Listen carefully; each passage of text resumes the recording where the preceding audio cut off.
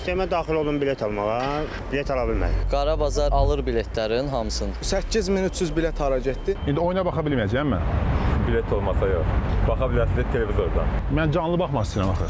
Yenə qaldıq biletsiz. Azərbaycan futbolunu son illər Avropada uğurla təmsil edən Qarabağ Futbol Klubu növbəti oyuna çıxır. Rəqib isə İngiltərənin adlı sanlı Chelsea klubudur. Həm rəqibin adı, həm də komandamıza olan inam, ümid növbəti oyuna marağı artırır. Amma əksər azarkeşlər isə məyusdur, bilet tapa bilmirlər. Sistem bitib göstərir, amma müxtəlif sosial şəbəkələrdə, müxtəlif yerlərdə bilet satanlar var, həm də baha qiymətə. Sistemə daxil olun bilet almağa. Səbət atdım ki, ödəniş eləyim, bilet alım. Hesabdan pulu çıxmadı, atqaz elədim. Bilet ala bilmədim. Qara bazar alır biletlərin hamısını. Bizə də tapmaq çətin olur. Özlərində də ki, qiyməti baha verirlər yəni.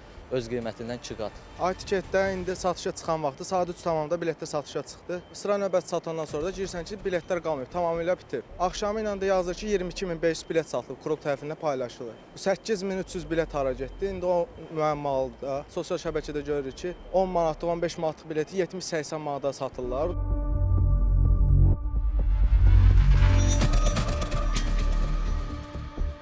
Satışa çıxdı, 2-3 saat sonra bitdi. Bəs bu qara bazarda sosial şəbəkələrdə satırlar. Onlar hardan tapıb satırlar yoxsa? Özləri alıbdı, onlayn alıblar. Bir telefondan 5 dənə almaq olur bir hesabdan. Yəni bir adamın əgər 4-5 telefonu varsa, Qoysa tez götürsə, məsələn 4 dənə telefon qoyub yan-yana, 5 dənə seçir, 4-dən götürə bilər.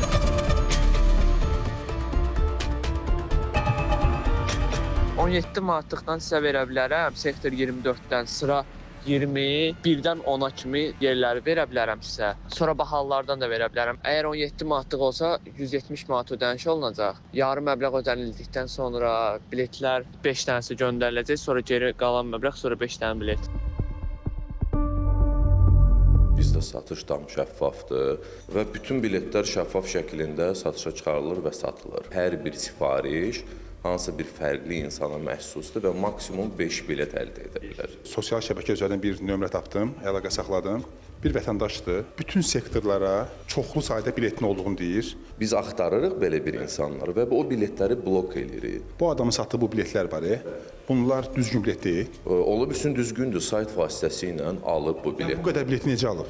Ola bilsin ki, fərqli akkauntlardan bir neçə nəfər oturur bir vaxtda, onu əldə edir, sonra bunları cəm şəklində satırlar. Sizin sistem olaraq bütün biletlər satılıb. Əlbəttə, bütün biletlər tam şəffaf şəkildə satışa çıxarılıb və tam şəffaf şəkildə satılır.